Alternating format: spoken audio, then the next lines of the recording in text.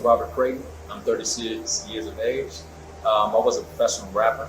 I'm an actor as well. I also do voiceovers and stand-up comedy. I look forward to working in all aspects of entertainment.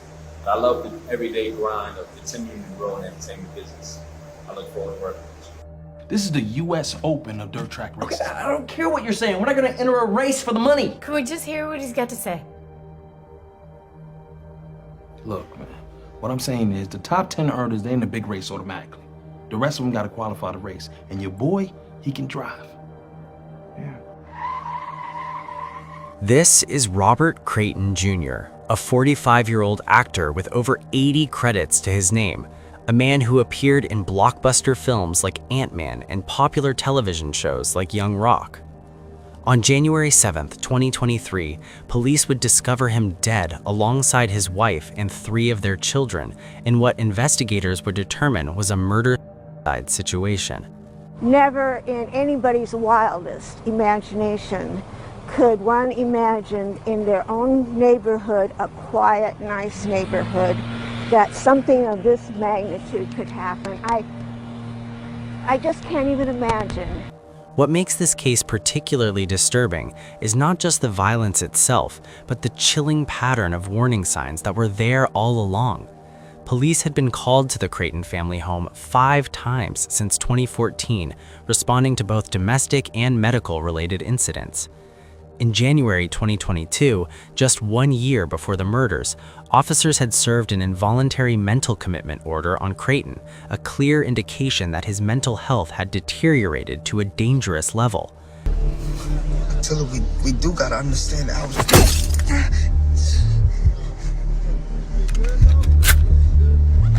Oh, shit!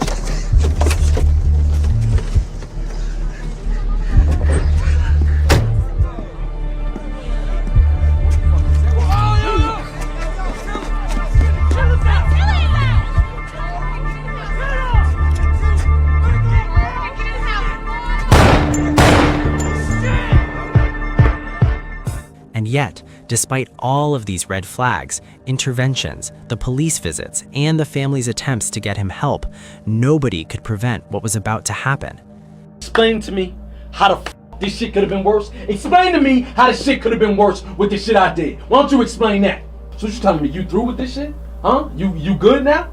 Oh, you ain't even bothered by this shit at all. Well, I can't get over this shit. I was scarred by it. Strippers everywhere running around making noise. One of them touched me, I lost focus. When you lose focus, that's when you get caught slipping.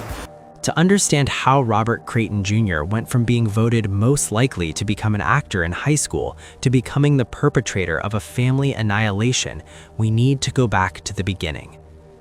Born on March 29, 1977 in Brooklyn, New York, Robert grew up in the kind of vibrant urban environment that either makes you or breaks you. From his earliest days, he was drawn to performance. He sang in choirs, performed in school skits, and entertained at family reunions. His classmates saw his potential, labeling him the class clown and prophetically voting him most likely to become an actor. But even in these early years, there were hints of the challenges he would face. Creighton attended a prep school in upstate New York for 2 years, where he excelled in sports and comedy skits, but his time there ended abruptly when he left, citing experiences of racism. This early encounter with discrimination, this feeling of being othered and unwelcome, would be one of many challenges that shaped his worldview. When he returned to Brooklyn, he channeled his energy into performance, particularly into rapping.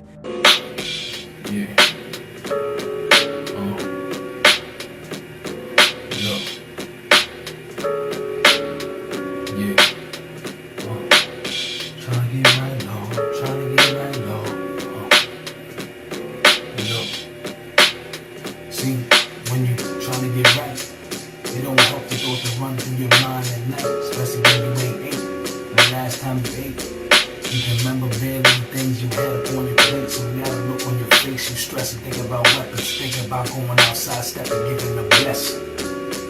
It's the opposite meaning, especially when you cracking the cement.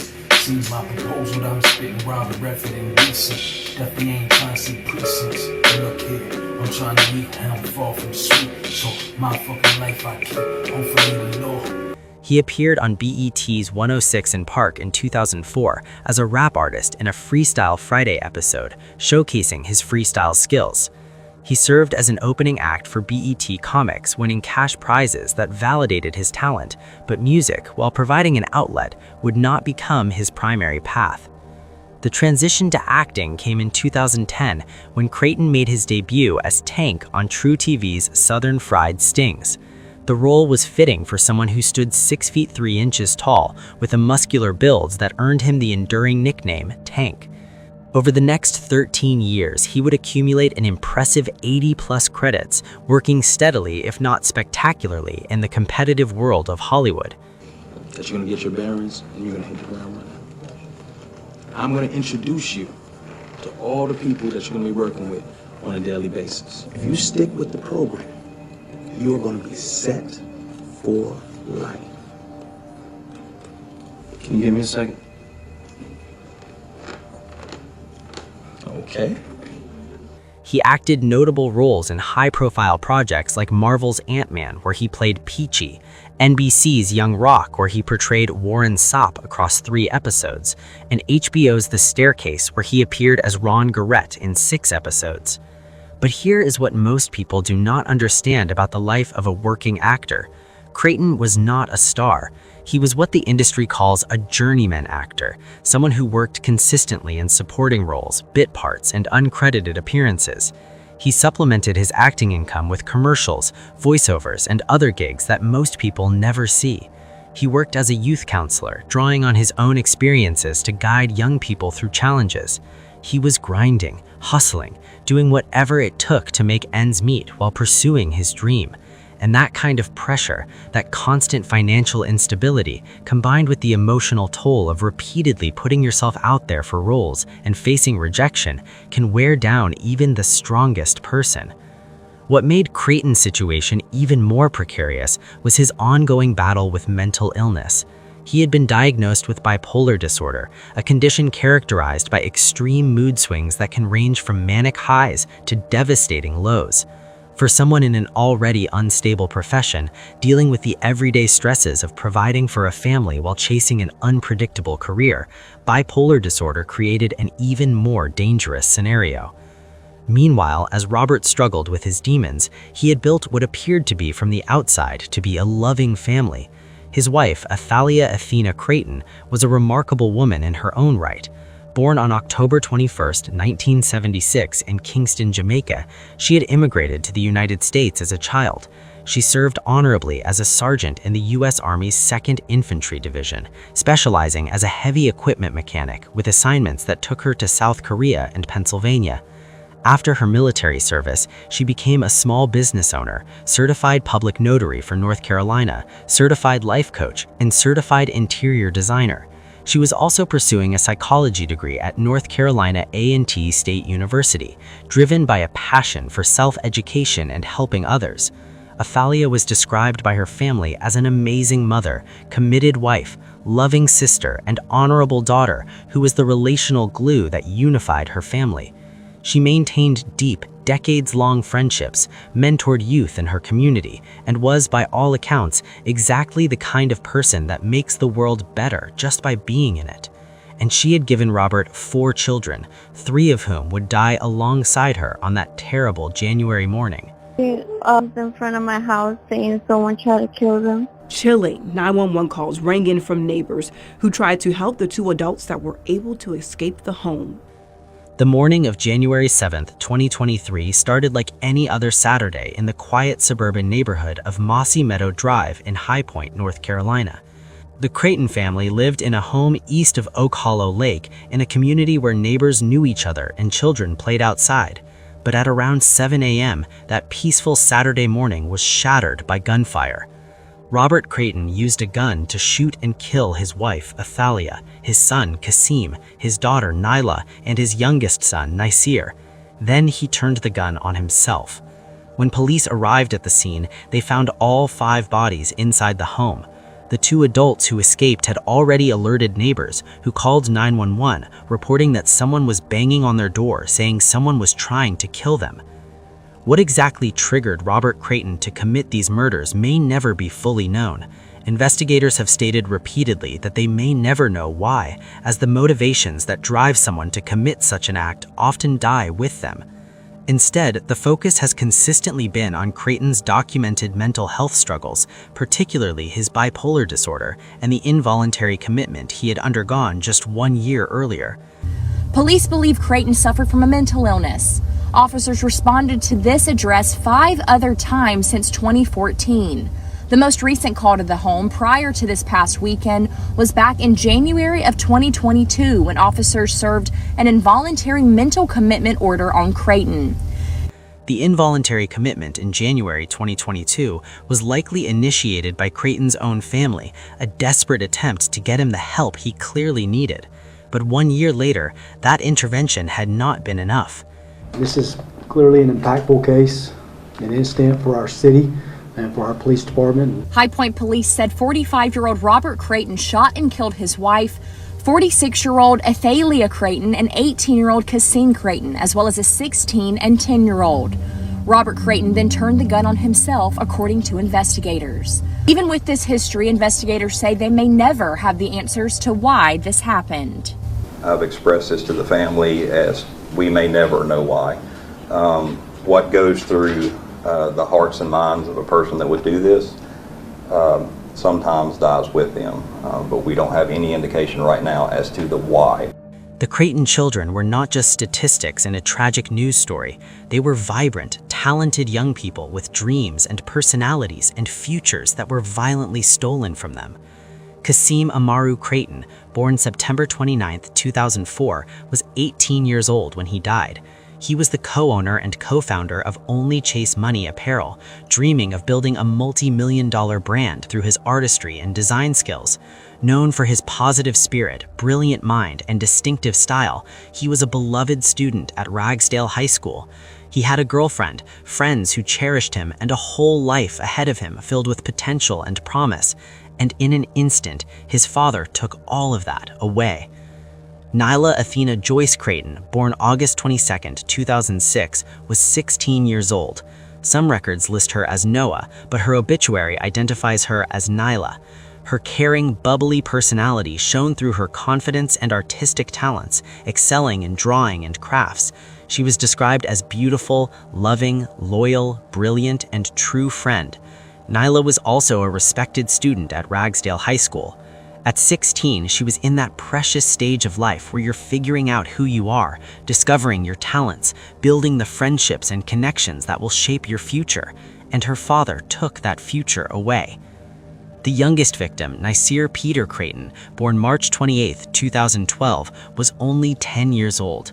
Nicknamed Fat Fat or Fats, he was energetic and fun-loving, with interests in farming, playing with siblings and cousins, and family adventures.